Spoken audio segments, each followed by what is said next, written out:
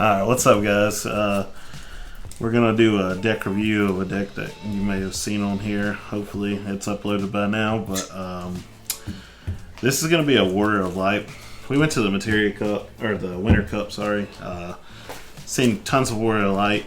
I don't want to jump on the bandwagon of the Warrior of Light. Our buddy Ron plays Warrior of Light, plays the Warrior of Light version. So I wanted to do something, and I decided that I was going to do mono water crystal-ish turbo levy Warrior of Light, I guess. So this is it. Of course, Warrior of Light. You're going to play 3 Warrior of Light. When he enters the field, reveal the top 5. Play 2 characters among the 5 that are cost 3. And then the other ones go to the bottom of the deck. I mean, I'm sure everybody's going to know what this is going to do. This is just a way to speed up the deck, to be able to get into Levy, and then it's just, a lot of times it's free CP. You play it for free. Warrior of Light. So next, well, I guess we'll go into the crystal package of this. We're going to run 1 Sarah Mobius. Sarah Mobius enters the field, gain a crystal, and when you gain a crystal, reveal the top card of your deck. If it is a backup, add it to your hand. If it's not a backup, put it at the top or the bottom of your deck. So it kind of allows you to stack your deck a little bit. Not really many EX bursts in this, but you can still stack it to draw whatever you want. This video is sponsored by Nerd Labs. At Nerd Labs, we carry all kinds of Final Fantasy TCG singles. If we don't have the card, it's probably because, I don't know, somebody's already bought it. We carry everything from promos all the way from Opus 1 to Opus 21. Every single day, prices are updated to be 10% cheaper than whatever is TCG player low. So get your singles while you can. Back to the video. We only run 1 of those. It's just a 3-drop that we can hit off a Warrior Light. It adds it to that. So next, of course, if you're running crystals and you're running water, you're going to run Glacial Lizette. This is a strong card I've always been on. Crystal package of some sort, and I really like Glaciella. So you can pay her S fodder with a crystal.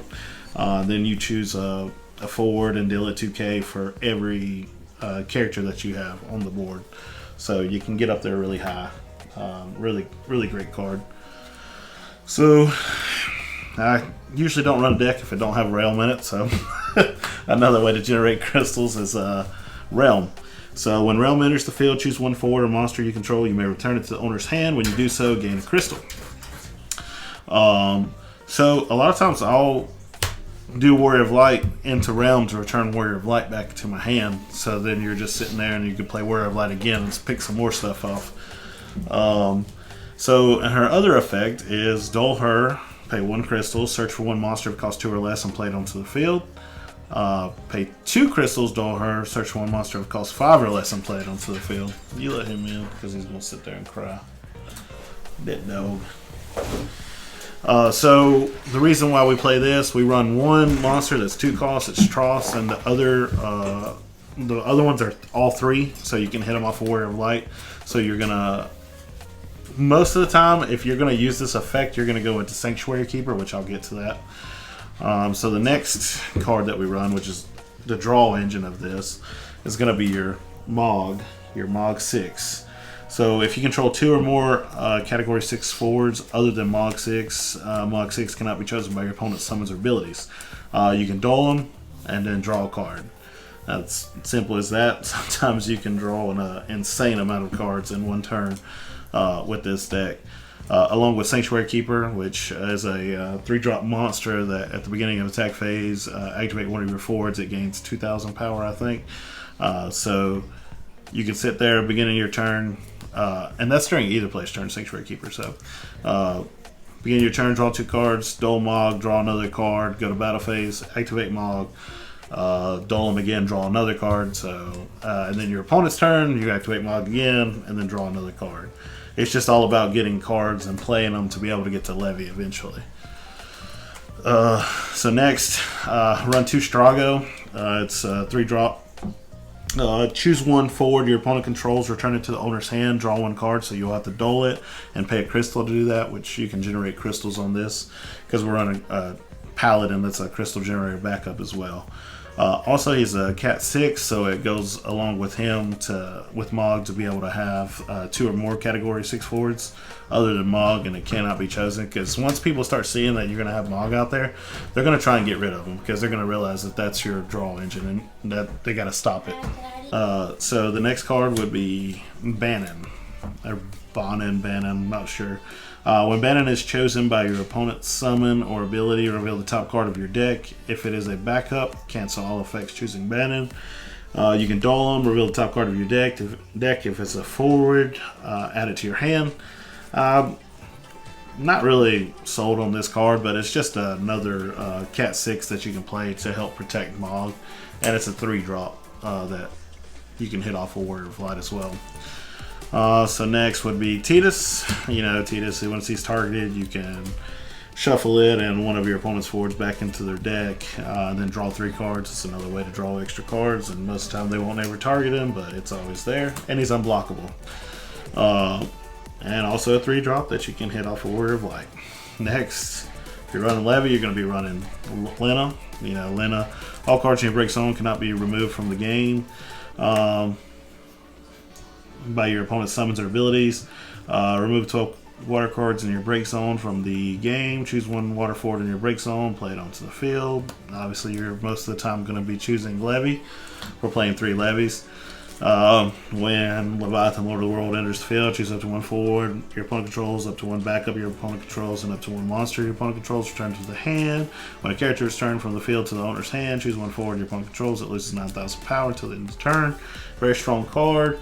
And also, so if Levy's on the field, which is probably this situational, realm will bounce something back to your hand, you can reduce something. So it's when a character is returned, it's on either side.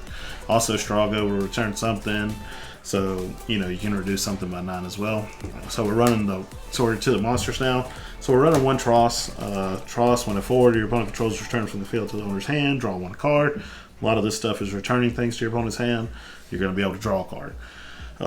This is the only 1 2-drop that I run because I wanted to keep the 3 drops consistent because we're running levies and we're running Warrior of Light, so you may not hit it as much, but you do have a pretty good chance you're going to hit all 3s. Tross also damage 3 until the end of the turn. Tross also becomes a forward with 7,000 power. When he attacks, choose 1 forward your opponent controls, return to the owner's hand. So you'll attack, return something to the hand, draw a card.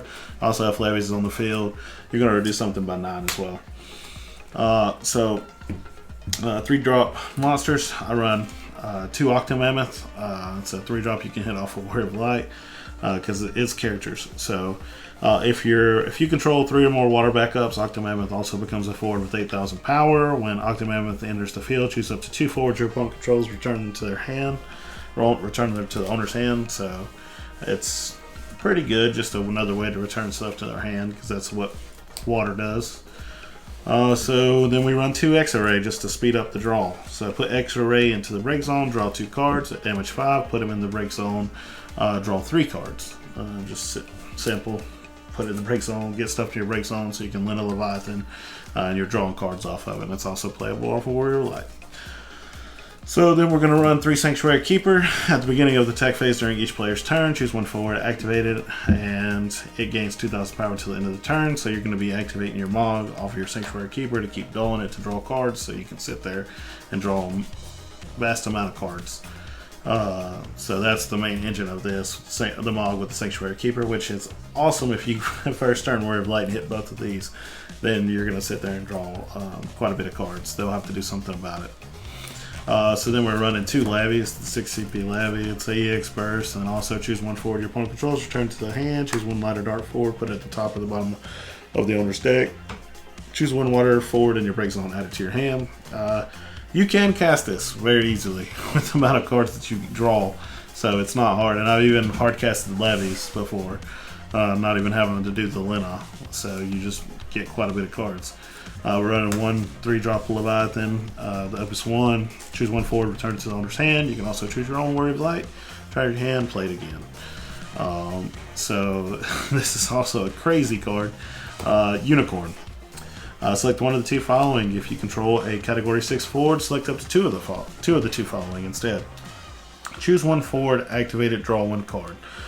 Choose one forward of cost 4 or less. Your opponent controls, return it to the owner's hand. So you'll be in instances where you have Mog on the field. You come to your turn. You dole them to draw the extra card. You play Unicorn, activate them, draw a card off the Unicorn. Then you dole it again and draw another card. And that's just sitting there stacking cards and your breaks on to be able to play Lena. Also, if Tross is on the field, when you return something with Unicorn, you'll draw a card off of Tross, you'll draw a card off of Unicorn, you'll reactivate Mog, and you'll draw another card off of Mog. So it's pretty cool. And a lot of times, even if Mog's not on the field, which he most of the time will be, you'll have Realm is a Cat 6, Strago's Cat 6, Bannon's Cat 6, so you'll most likely get both of the effects off of Unicorn. And it's only 2 CP. That's really cool. Just a great card there for this deck. So then we get to the backups, which we're running three drop generic backups so that they're multi-playable.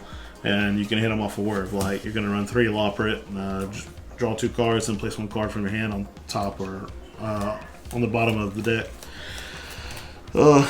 And then, that's just a way to dig through the deck to get your pieces. And then you're going to run 3 Paladin.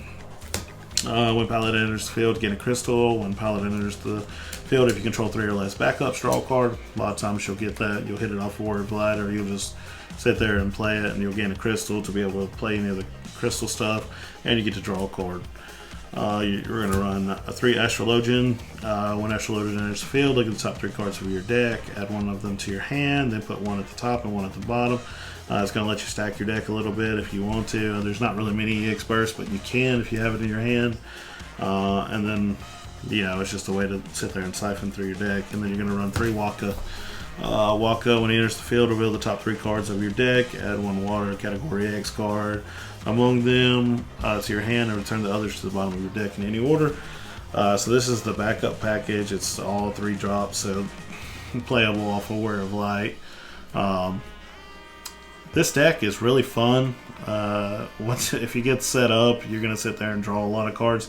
You may deck out, you may not. If they can stall you long enough, you will deck out. If you get it going, and it's not hard to get it going, especially if you can first turn Word of Light Mog. If you see Mog in your hand, you always want to play it. Keep Mog or Sanctuary Keeper, because this is what's going to get this going. And then that's about it. I just wanted to make something that was a little different from everybody else's 7-drop Word of Light. I haven't seen nobody play a lot of the Mono Water, and if they were playing Mono Water, they weren't playing all these. And I just, I like monsters, so I threw monsters in there, and I figured a way to abuse the Mog would be awesome. But yeah, let me know what your favorite Warrior Light deck is, what you want running. Like I said, Ryan runs most Warrior of Light decks, so that's a pretty cool variant. It's not Gilgamesh, so let us know what you play with it, what good deck ideas you would have with this, and let us know if you test this out too, because this would be really cool. We'd like some feedback on that as well. I guess until next time, guys.